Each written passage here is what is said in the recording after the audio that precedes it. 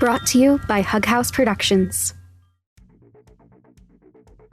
Hey y'all, Will Williams here with something I am so unbelievably excited to talk about. Atypical Artists and Lauren Shippen have come out with a new audio drama. This is so exciting. If you're not familiar with Atypical Artists and Lauren Shippen, hi. Hello, welcome to audio drama, The Bright Sessions, and more. Please go investigate, or you could drop in right now with 2000 and Late. 2000 and Late is a new dark comedy fiction podcast that grapples with the havoc of our current moment and tries to find the hope inside of it. If you are a fan of Hug House's audio dramas, I know that one's gonna resonate with you. This first season is going to be 10 episodes long. We're going to follow Harper, a 36-year-old nihilist whose life is upended when she's possessed by a demon, hell-bent on bringing about the apocalypse. But the demon gives her more power than she's had in her life in a long time. And in a world where so many people abuse their power, we're going to see if Harper will be any different. This show is perfect for fans of Fleabag, one of my favorites, Killing Eve, The Craft, Jennifer's Body, Yellow Jackets, True Blood, and Venom. It's a potent cocktail of feminist rage, queer power, and supernatural mischief. It's unapologetically angry, but also surprisingly tender and deeply entertaining. There are no heroes here and no happy ending, but it's not a tragedy. There are lessons to be learned about mankind, about community, and about yourself, even as you burn everything down. In addition to the show itself, each episode is accompanied by an after show in which creator and star Lauren Shippen talks to people from various professions and backgrounds about how they're finding hope in all the havoc. It's such a good fit for everyone who has loved a Hug House podcast, especially our audio dramas, and I'm sure you can hear how vital it is for right now. Go subscribe to 2000 and Late on your podcatcher of choice or listen ad-free on both Apple Podcasts and Spotify. For more information, visit harperandhavoc.com, which of course will be linked in the show notes. Enjoy. I know I will.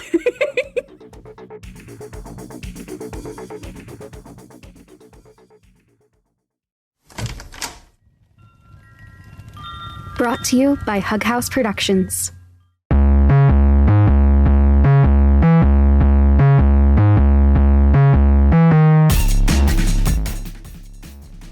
Hello, sweet darlings. I am back with, you're never gonna believe it, more Andalite Chronicles. We're so close. We're so close. We're so close to being done with this one. And the next one is gonna be so great. It's gonna be so fun. I'm really stoked. We have one more Andalite Chronicles after this because part 3... Can you hear my cat? Come here. Say hello, mozzarella. I don't know why I thought that would work. I don't know why I thought I could make him meow on command. He's a cat. Like, they're famously... And he just pole vaulted off of me. Anyway, now he's meowing.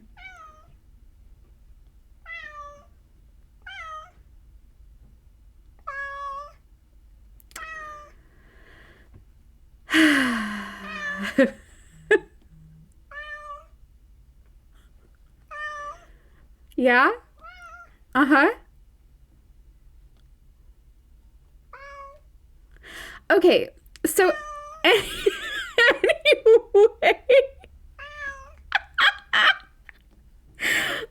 there's nothing else important to say, is there? Anyway, enjoy. I hope you liked meeting Mozzarella, if he hasn't already been on mic enough.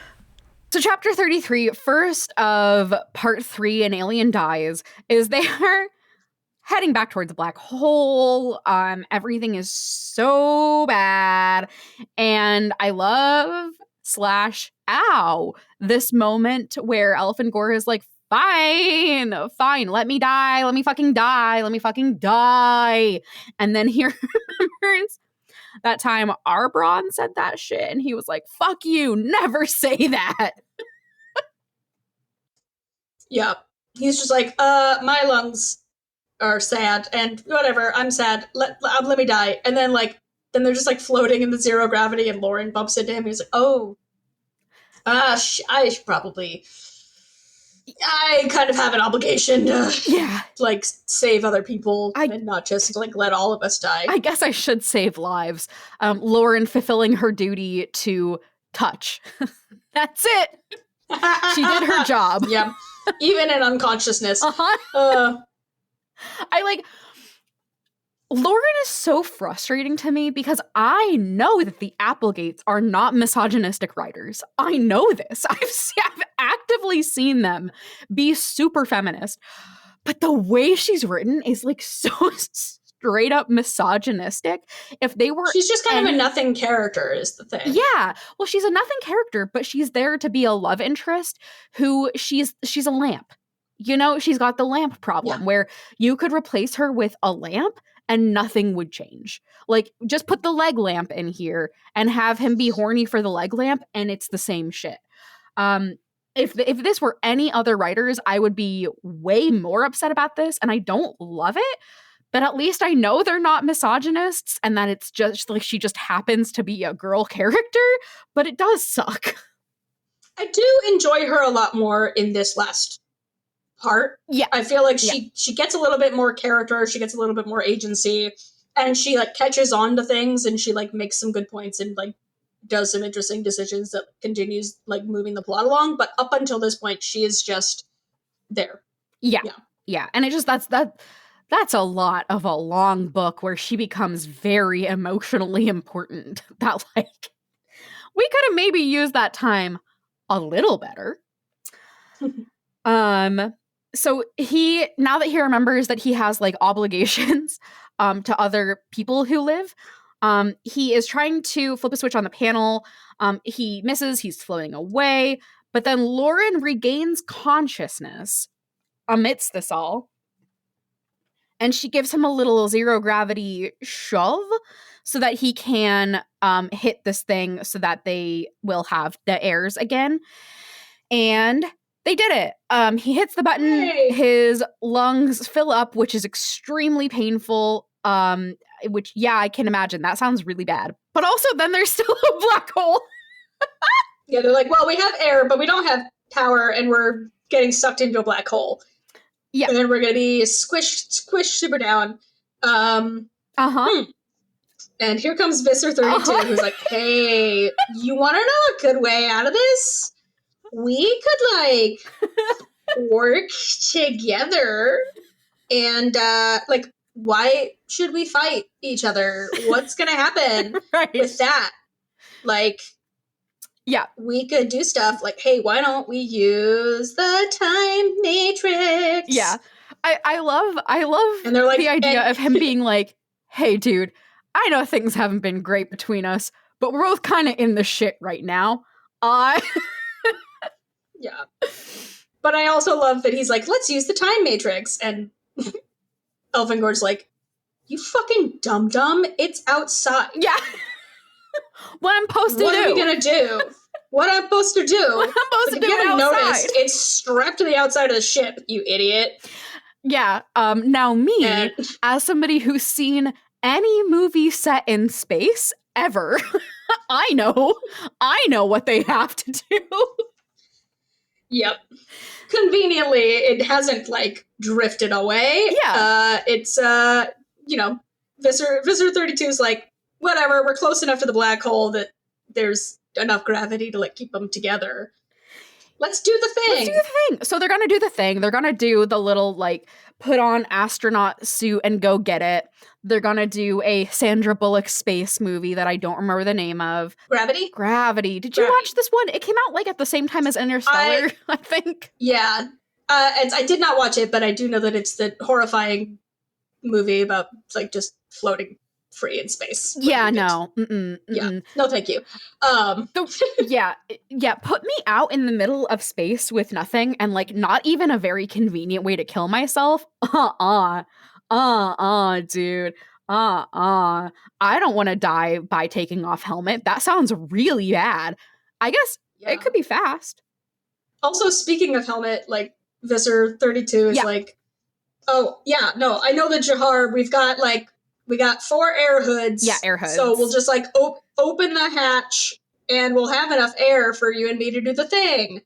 Because Elfangor's like, you dum-dum, if we open up the fucking hatch to go do the thing, then we have the same problem we were just in. Yeah. And the fact that it's, like, air hoods, like, it's literally just, like, a plastic bag that they shove over their heads. Yes. Like, I put in my notes that it's like an astronaut helmet, but it's really not. Like, it's way worse. No, I think he literally just, like, he literally just describes, like, basically they were just clear plastic bags that slipped over your head and tied at the neck.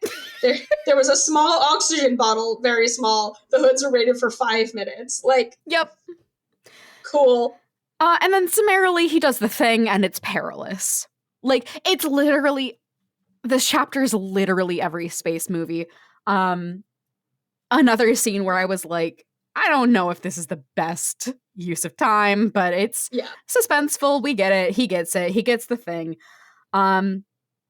So, meanwhile, back in the ship, Lauren has an air hood, and she has the bends, and this fucking sucks. And Visser 3 is, like, he's gonna try to kill Elfangor now that the time matrix is back in, like, obviously. Except they're like, hey, remember Black Hole? You don't have the time to kill me. Which is really funny. And then Visser 3 tries to be the one to use it, but Elfangor gets there first. And then in my notes I say, and then he becomes Dr. Manhattan. Dr. Manhattan. Which is true. And then in my notes, I go on a rant about how Dr. Manhattan, well, a fantastic character concept, is literally just stolen from the Chalfamidorians in Slaughterhouse 5. Have you ever read Slaughterhouse 5? Yes, it is, for many, many years has been one of my favorite books. Fuck it, dude, of course. Fuck yeah. It's so good. Have you ever had the experience of talking to somebody who hasn't read Slaughterhouse 5 about Slaughterhouse 5? Yeah, about many Vonnegut books, honestly. Yes. The thing I used to know somebody who had an asterisk tattooed on her wrist, and boy, the conversations she used to have. Oh, geez. Yeah. Slaughterhouse 5 for me is like my most iconic example of why the delineation between genre fiction and literary fiction is absolute horseshit. Because Slaughterhouse 5, we get to treat like, oh, this is really important literary war fiction. This is a serious war book, right?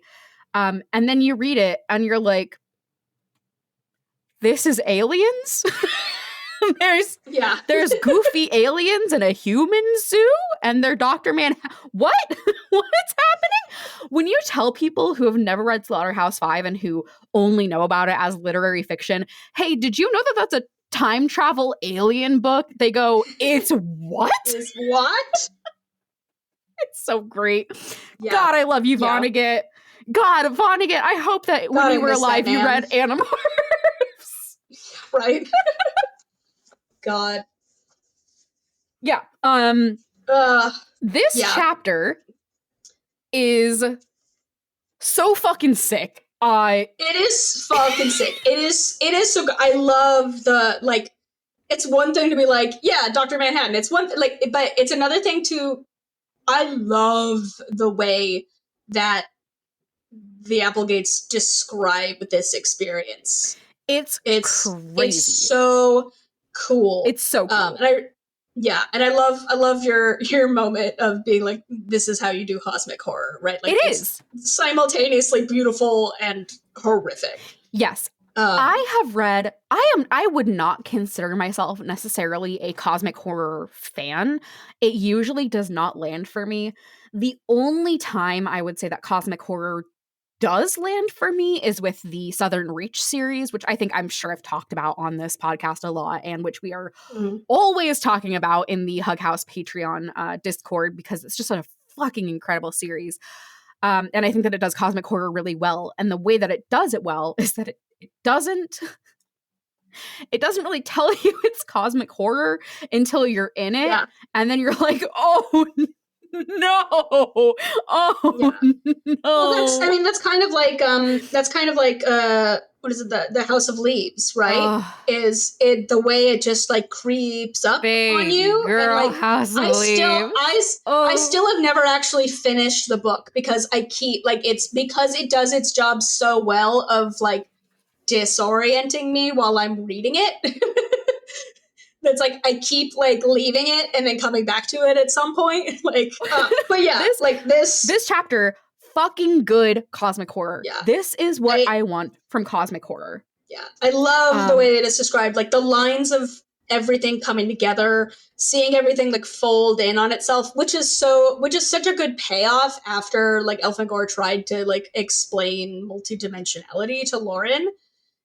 Like like this, yeah. I really love this section of like, I saw the Andalite body of Alaran opened up and split apart, transparent, twisted so that every part could be seen from every angle at once. I saw the living, beating hearts.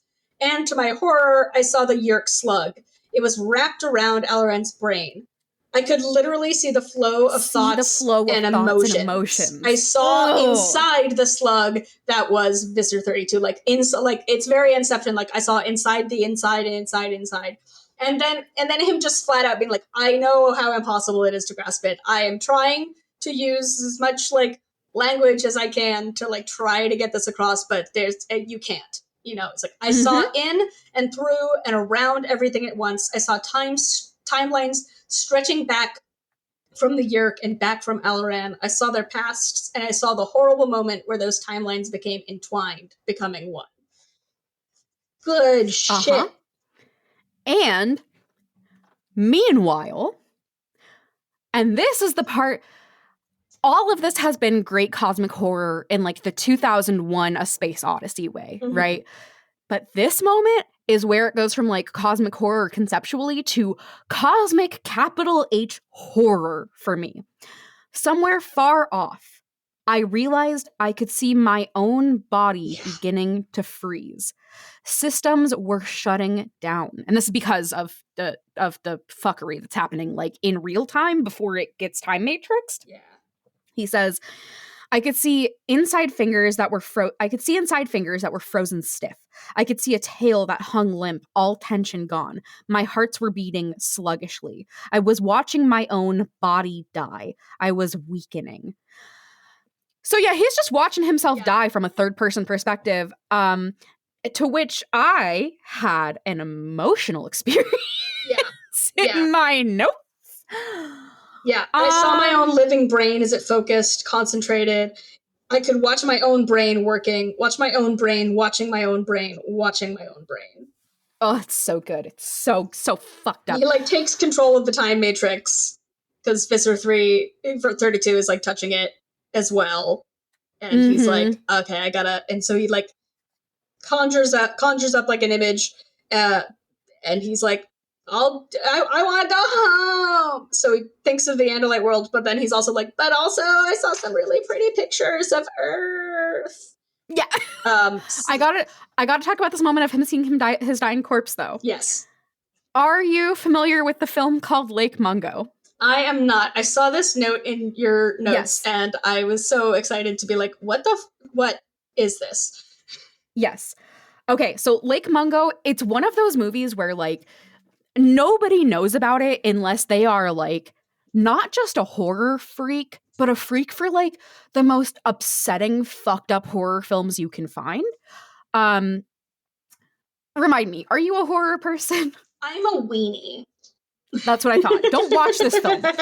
It is famous for having what a lot of people consider like the scariest scene in horror. Wow. Okay. I don't feel that way. But I am broken inside. Would you like to know what I'm talking about in these notes? Sure. So, it's spoiler alerts for Lake Mungo, I guess, listeners. Yes, and I will, editing will add a time code. This will also be patrons only. And I know that, like, a few of you have seen this movie because you're my people. But I will still put up a code if you don't want to get spoilers. Editing will here. No! None of you get the spoilers. Go watch Lake Mungo! if you're not a horror weenie, don't watch it. Don't watch it if you're not a horror guy, like a real horror guy or a really sad movie guy. Go watch it. You don't get the spoilers. Go look on Wikipedia if you want it. I'm not gonna encourage this. I want you to watch the film. It's really good. Talk to me about it. Shoot me an email about it. Email me about Lake Mungo. will@hughouse.productions. Subject line, Lake Mungo. Wow. Okay, here's the rest of the episode. My last notes for this section are, I have a screenshot of some shit, the very little ending of this chapter. The narration reads, "The last memory I had as the cold collapsed my consciousness was of someone vast and incredible, a being like nothing I could have imagined. It saw me, it saw us all, and it laughed." To which I have added the Lord Farquaad pointing meme that usually says white. I've changed it to Ellenist. Yeah. Also, important note that it was skipped over is that not only is Visser 32 and Elfangor touching the time matrix, but at some point also, while Elfangor is like, watching time collapse in on itself and his own body die, he notices another force. And it's Lauren. So Lauren is also touching the time guy, and having an impact on it. Like it's I will say, like, I do enjoy that, like, Lauren gets a lot more in this section, like enough so that, like, Visser 32 is like, the fuck? Huh? Yeah. It's like, it's a strong, like, who the fuck is this? Right. And it's like, she pushes back his images, like, keeping it at bay, like, something is changing. And they start going zoom, zoom, zoom away from the black hole. Yeah. So good. Fucking phenomenal chapter. So he winds up back on his homeworld by his guide tree. I didn't trust any of this. I was really like, the Elemist is going to be pulling some shit here. Not quite yet. And as soon as he realizes that he's back and that he is not dead immediately, finally, everything hits him. And he just breaks down. He just absolutely breaks down at this tree. And he does the ritual of forgiveness. And I'm going to read this passage because it's like one of the saddest passages in this series to date, which y'all know is saying good shit. Yes. He says, so this is starting with the ritual, is him like doing this recitation. He says, "I have made right everything that can be made right. I have learned everything that can be learned. I have sworn not to repeat my error, and now I claim forgiveness. But I had not yet made right everything that could be made right. I had not yet learned to understand my own mistakes. I was not ready to swear I would not repeat those mistakes. Forgiveness for all my terrible failings was still a long way off." And then he just is sobbing. He's just sobbing. And he is saying this all to the tree, and being heard helps, but it's like not enough. And my note here is he really said Miles to go before I sleep. And yeah, not to be a Walt Whitman fellow WW stan on Maine, but Stopping by the Woods on a Snowy Evening is a fucking incredible poem. Yeah. And like, he literally does say, "I have promises to keep and miles to go before I sleep here." Yeah. It's great. Yeah, it's I love so that he's like sad. he like the Garabah, like the guide tree, is like such a anchor for him, but at the same time he's like acknowledging like it can't take away his like shame. He like, it can't sit there and be like, "Sup, you're forgiven." Right. This is not a giving tree. This is a normal tree. Normaler. Yeah. And then he's like, "All right, I guess let's go. I'm walking around the world." something's weird. This isn't right. And I will say again, like another Southern Reach moment here. So he's talking about how he's walking past, he says, in a place it could not possibly be, a waterfall. It was an incredible waterfall. It fell hundreds of feet from the edge of a cliff that simply stood there. No mountains on either side, just a cliff that rose sharply up from the grass. That's terrifying. This moment freaked me out. He brought the two-dimensional picture of Earth with him. He sure did. Yeah. And also, I enjoy that you have had this conversation multiple times in the podcast before about whether or not Andalites have buildings, because it seems like Axe is confused every time inside. Congratulations. Yes. They don't. They don't. They do not. His house is a scoop. It's a It's basically a divot in the grass and a lean-to for rain. Sounds amazing. Yeah. Yeah. Not great. And he is like, hey, I think this isn't it. This isn't it, right? And he realizes, oh my God, they were all touching the time matrix. They did something that wasn't supposed to go like that. That's not good. They came back wrong. Yeah.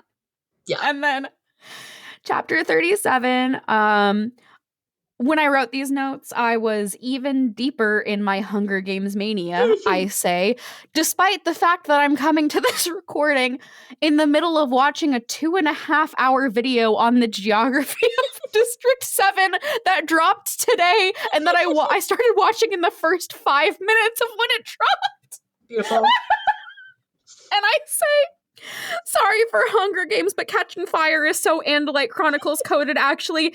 Hey, I hate the way I said that. Can someone euthanize me? Thanks. I'm still praying for that euthanizing, please. But it's true, because, like, shit keeps going bad in a clockwise way. Yep. And then I say, oh, awesome. And then, of course, there are the beasts. Yeah. Because then there's beasts. This shit is so bad. They're on a world that should not fucking exist. Yeah, that's to be clear, is somehow a mix of the Andalite homeworld, Earth, and the Yurko world, right? Which he guesses. Yeah. Like, he sees this, like, green lightning sky and everything's nasty. Yes. Yeah, the beasts are interesting. There's, like, it's like a weird, like, 4-legged, like, turned-in legs, no head, lumbering creature, which is, like, weird and upsetting enough, but then there's a giant tongue monster that sloops out of the ground trying to eat it, but, like, really bad. It's too big to shove down into the hole, so it just holds onto it.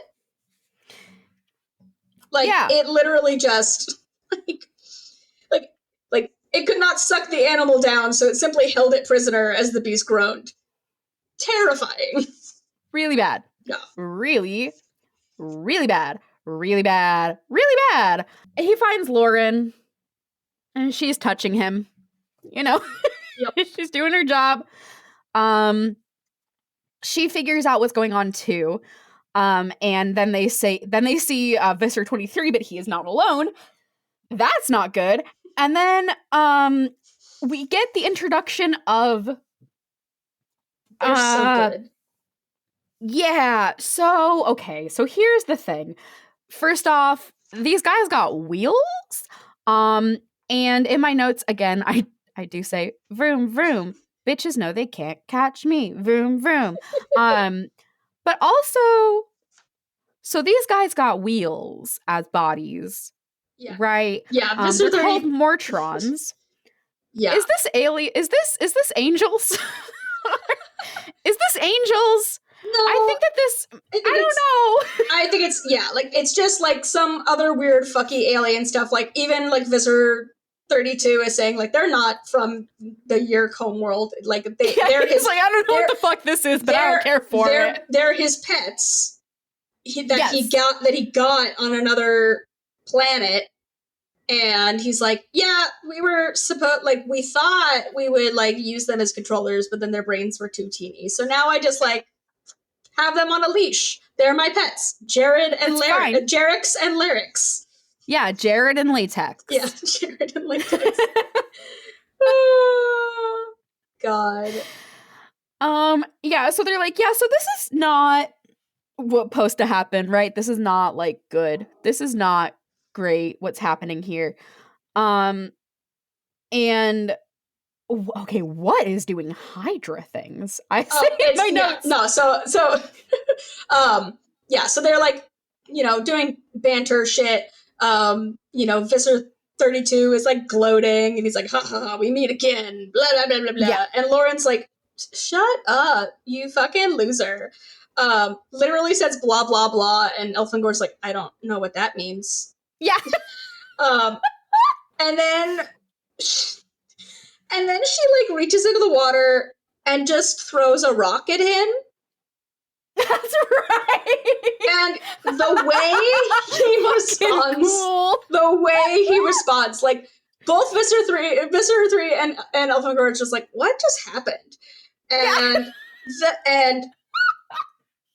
and she goes like, we call that softball. The way Visser 3 responds to this, he literally just says, so, you propel rocks at me. You'll be very sorry you ever propelled a rock at me, human. Like, you cartoon of a man. Listen, he just took his cool guy notes. He has to try things on for size. Meanwhile, like, earlier on, right, like, Lauren says at some point, like, oh, we're done for, and Elfangor has no idea what that means, and then figures it out, and then proceeds to use it the entire rest of the book. Oh, yeah, wow, yeah. He's like, oh, I learned a cool thing, and I'm gonna use it. Because I like humans now. Yeah. Notes. Oh, yeah, you were like, yeah, about Jared and Latex, that, you know, someone please get this man a kitten. He will be so happy and so distracted. The war will be over. No, you were saying that. So he like six the Mortrons on them, and they break into two parts. There's like the wheels, and then like the top like bird half or whatever. That's right. Oh my god, I fucking hate this shit. And then Elfangor's like, this shit so bad. And then Elfangor's just like, hey, guess what? Slicey dicey, and then surprisey, when you slice these in half, they just grow a whole nother thingy. That's the Hydra thing. Yes. Yeah, I don't like that. I don't like that. So they bail. Long story short, they're gonna go to the Earth portion and see if like Lauren wants to go to her house and find her mom, and like they do. This is at this point, Elfangor is like, oh, the buildings is hollow. You go to inside of them. I'm sorry. Okay. I have to stop you. Yeah. Because you left this out of your notes and you just continued to the next chapter. I cannot believe that you thought it was okay for us to skip over the part where they're like, yeah, we gotta bail. And Elfangor's like, but I have 4 legs, so, like, I can get away from these guys. But this human isn't going to be able to run that fast. Like, fuck. And Lauren just says, hey, how strong is your back? My God. Please don't be offended. I'm not going to explain as I climb on top of you. Like, she does not even explain. She just hops on him. Like, please don't be mad at me. And I just wrote, like... I didn't even question it at this point. I just wrote, girl, that is so rude. And Elfie, that is so rude. But Elfie's also like, oh, okay. Smile. Okay. Doing her job. Doing her job. Yeah. He's like, run. So I did. With the human girl actually on my back, I ran. Yeah. No, I didn't even think to write it down. And yeah, girl. Yeah. Anyway, sorry. Like, we cannot continue this monster fuckery journey without that. No, it's very important. Good for you, I guess. Yeah. So, yeah, they go to her house, and her mom is there. And I love your notes here in my notes that, yeah, this is so fucking Coraline. You're completely right. Very Coraline coded. Also, like, say more about that. Say more. Fuck Neil Gaiman, but Neil Gaiman. Yeah. Also, Elfangor doesn't understand houses. He also doesn't understand lawns. He sees the lawns and he's like, oh wow, yeah, these people must be like rich. They have their own fields of delicious food in front of their house, and fuck lawns. I love the way that this story like deconstructs the most mundane of human shit. Like, he even describes like a doorknob and like wondering why there's steps in front of the house. Is it a military tactic to slow down your enemies? Like, it's just, I just really like how alien they make aliens. It is really, really good. Yeah, they go into the house and go to find her mom, and her mom's like, oh, hey, welcome back. Oh, aren't you going to introduce me to your friend? And she has zero response to the fact that he's a full-ass alien. Fully an alien. Full-ass alien. A deer centaur alien. Yeah, and like, Lauren is having like the slow response of like, you know, like, don't be afraid, he's my friend. Like, he's not exactly one of my school friends. Like, can't you tell he's not like a normal friend from that school? Is not a human. Like, can't you tell that he's different? And like, mom is just being like a cardboard cutout of a mom. It's like, oh, yeah, like, she's just like, hello, I am mother. Yeah, hello, but like the way she just like blurts out like that. Oh, honey. The woman laughed. He's just an Andalite like any other. And it's that moment when Lauren like jumps back and she's like, what the fuck? Like, you can't know. No. What? Something is so wrong here.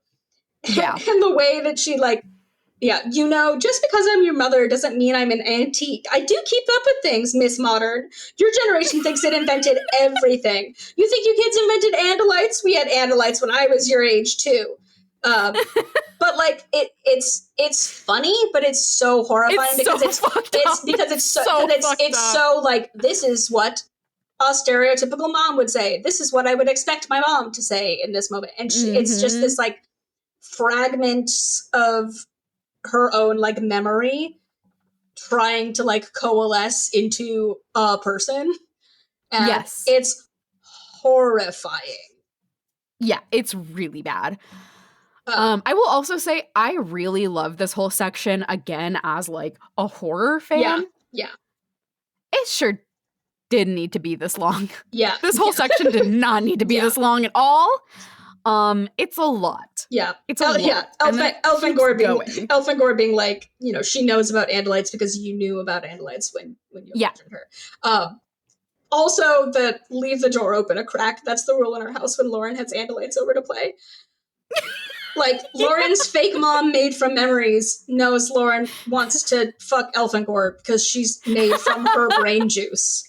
Yeah. Like, it's like the year. That's so embarrassing. It's like the yerk being in her brain for 5 minutes and being like, yeah, okay. Yeah, okay. I know her job. Yeah. So Lauren runs out, like, screaming and sobbing, and I feel real bad for her. Yeah. And then, so Elfangor goes to her room. He's looking at her stuff. He's looking at a picture of her and her parents. And then she's just, like, outside, playing. She's hitting softballs frantically. She is having the most specific breakdown. And I love it. I love this image of her being the Joker and having a breakdown, hitting softballs. Yeah. You've earned this one. You've earned it, Lauren. Yeah. And then he brings her the picture to be like, hey, can you chill the fuck out? Can you look, it's you. Ooh. And it works. And they're like, okay, so we know what's going on here and we know that it's not good. So I guess let's just like, they're doing great. They're doing so great. They're doing so great. So they're like, how do we get out of here? So they try leaving and everything just ends. It's just nothingness. They made their little portion of universe and that's it. And Lauren is like, can we please fucking leave. And yeah, you're hear about this body horror moment, please, by all means, it is share. one of my favorite moments, probably in like in the book, but like also just like in the whole series. Like, so they get to this like disgusting. zero space, like nothingness. Lauren reached toward the whiteness, stretching her hand out beyond this edge of soil and vegetation, air and sky. Her arm reached that edge and curved back on itself. It simply bent in a perfect arc so that her hand was reaching back toward her own face. No, she screamed. No, no, no. Like, what? Really bad. That's really so bad. Horrifying. It's really awful.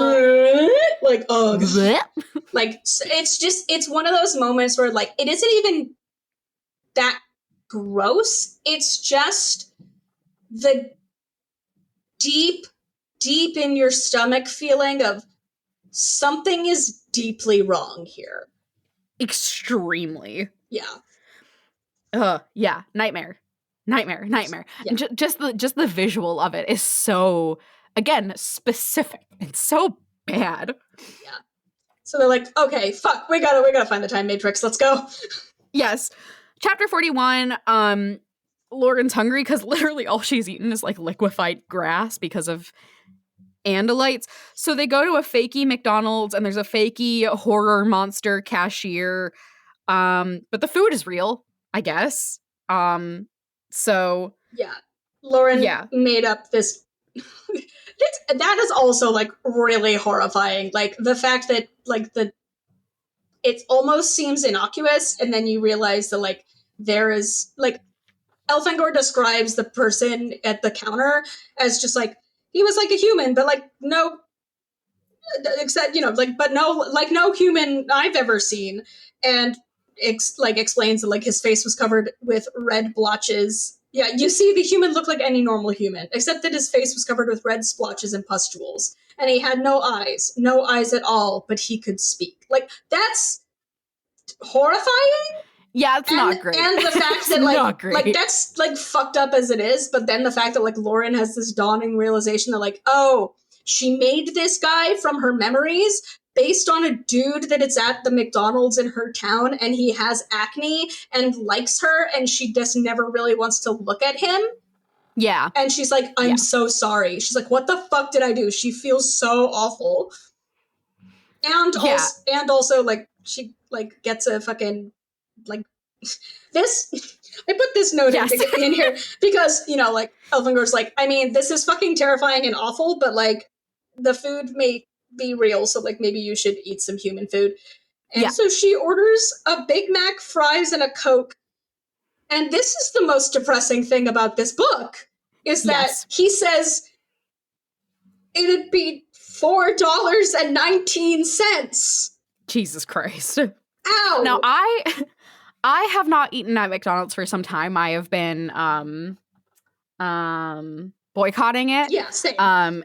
And I don't know how much it costs now, but I'll tell you. It's not that. I go to other fast food places still, and like I can guarantee you maybe the fries cost that. Yes. Maybe. And if not the fries, the drink. Yeah. Like it's like you go to a fast food place and you're regularly spending like upwards of like $15, $16. Like Yep, which is absolutely fucking which you insane. might as well be, eating anything else. But also anything else. But Taco Bell's good, okay. Then, would you like to punish your butt? Sure. That's all I can think of when I eat / think of Taco Bell is that one Smosh Try Not to Laugh where I think it's Courtney calls up and goes, "Hi, Taco Bell, I'd like to punish my butt." That is the mood, but I can't quit her. Yeah. Anyway, but so that's upsetting. And then they like notice the sky's all fucky and weirdy and like spirally, and Elfangor has a eureka science man moment and realizes where the time matrix is. Yes. And then from here, I mean, it's kind of just like a clusterfuck of like things occurring. And it's all fine. So they go back to the Andalite homeworld area. And she's like, are you know, once we get through this all, are you going to wipe my memories? And he's like, probably not. And she's like, I am in love with you. And he's like, you're so crazy, girl. And yet, get on my back. Yeah, he's like, hey, you know what'd be a good idea? If you climbed on my back again. Totally apropos of nothing.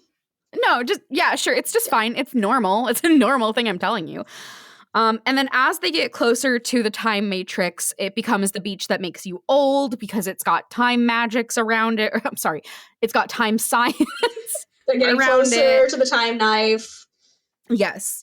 And then they get there, they get to the time knife, they clear their heads that this doesn't happen again, and they jump in.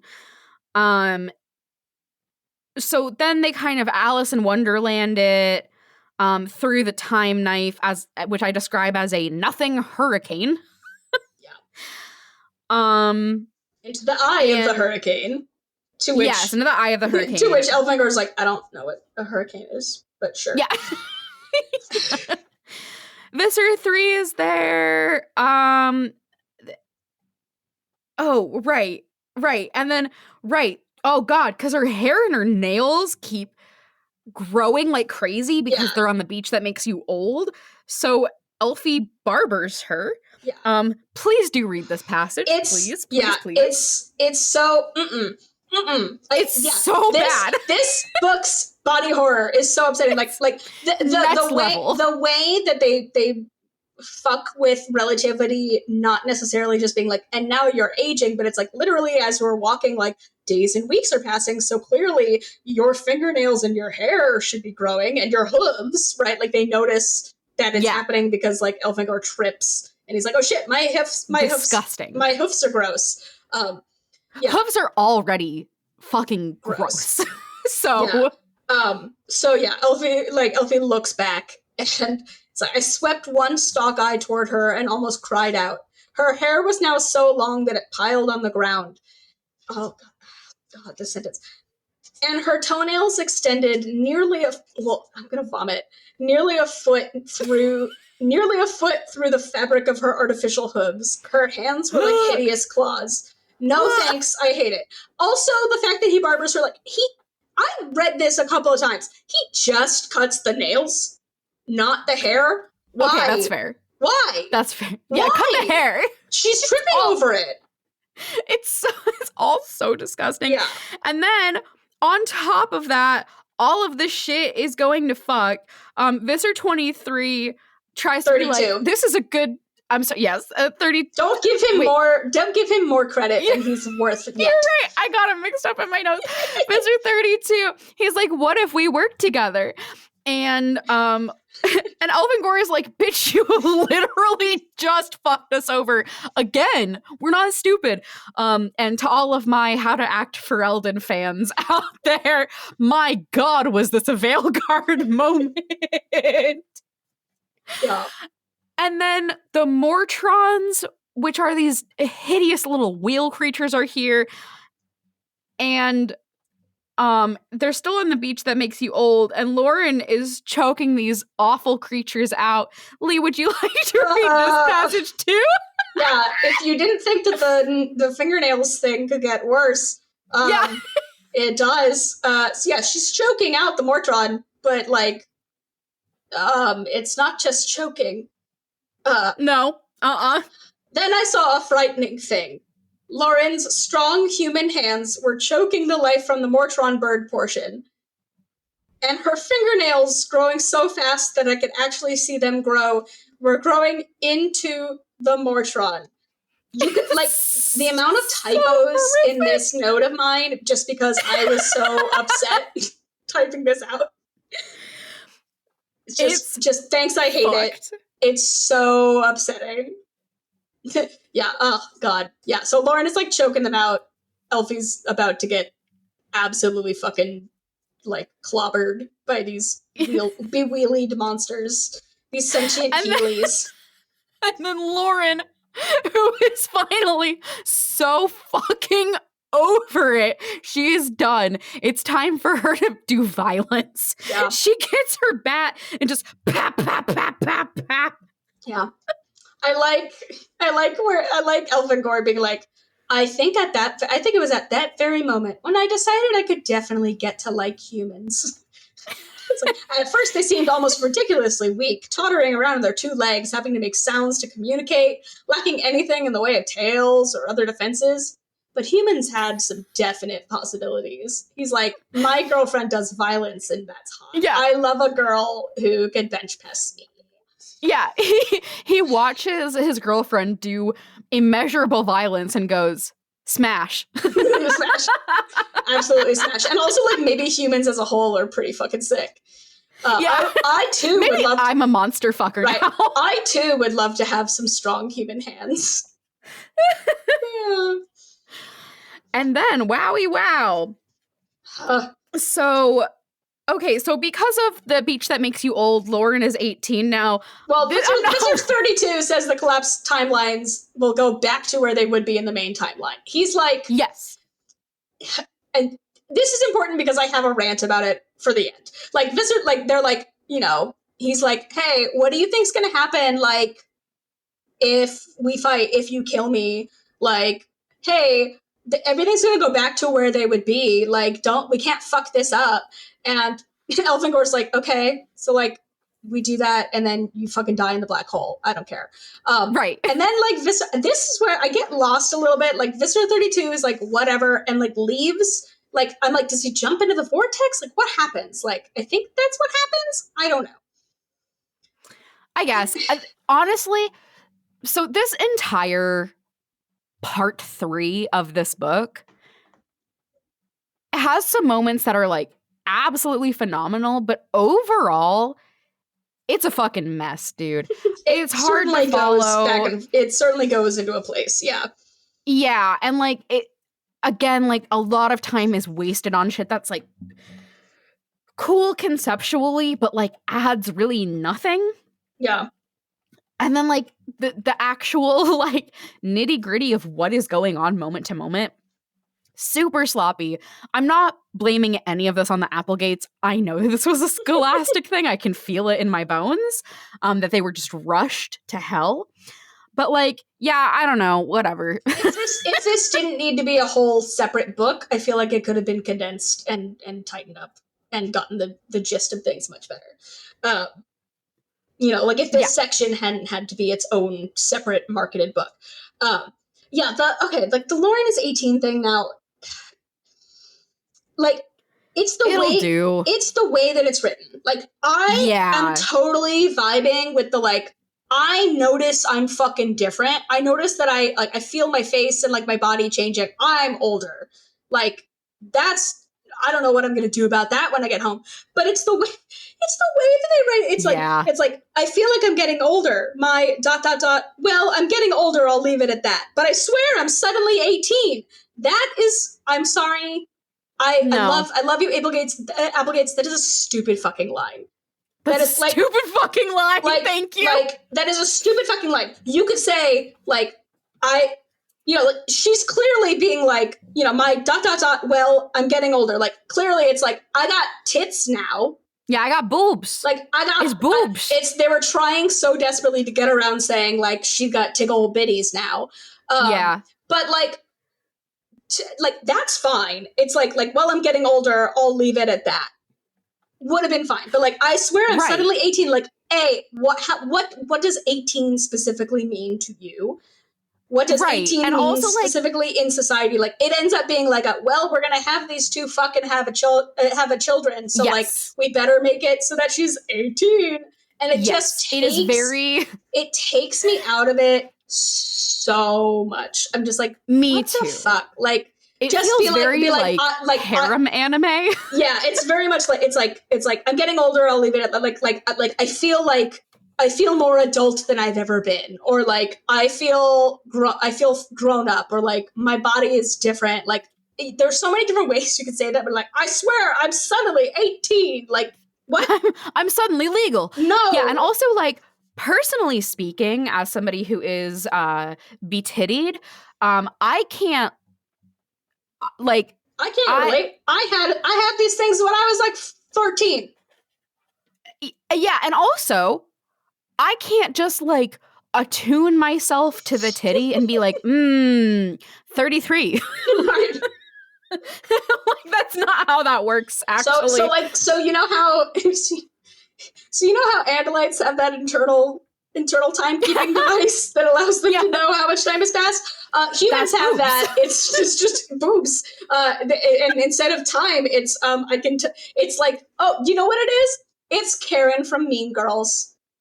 It's straight up correct. Lauren can touch her tickle bitties and go, there's a 30% chance it's already raining. There's a 30% chance I'm already 18. That's exactly it. Applegates. I know you were rushed for time, but you could have done better than this. The concept itself, great. Everything, like it's like, like my nails are out of control. I feel like I'm getting older. My ... Well, I'm getting older. I'll leave it at that. Great. Fine. Great. That one line is just like, it's the one line. I just want to like take a Sharpie and redact it and be like, okay, it's good now. It's fine. Anyway. And it's also extremely unnecessary because they're figuring out what to do. They're going to keep the time knife at Earth because the Andalites can't fucking be trusted with it. They're going to go time knife back to Lauren's a week before she got abducted. And they just kind of like hand wave over the fact that, again, she's like apparently 18 now. But this all could have been resolved because there's a 3-year time skip now. Not like because of the time knife, but they go back, they settle a week before she was abducted, and then we skip to 3 years after that. To which I say, could it not have just been like a little bit longer? Like, well, it's we didn't because it was the thing of like they're going back to the same time that she left, and then no. They're gonna like people around them are gonna notice like, oh shit, she got big old titties now. Well, sure. I mean, if they were concerned about like, oh, maybe we shouldn't make them be fucking when she's definitely not an adult, couldn't they just have been like 10 years later? Nope. And then when we turned 18 or older, we got married and did the fucking. Like, they didn't even need to have her say that she feels 18 now. Yeah, it's like, dumb. It's so stupid. Nevermorphed is hosted, edited, and produced by Will Williams. Our theme music is The Chase by Joey Hendricks.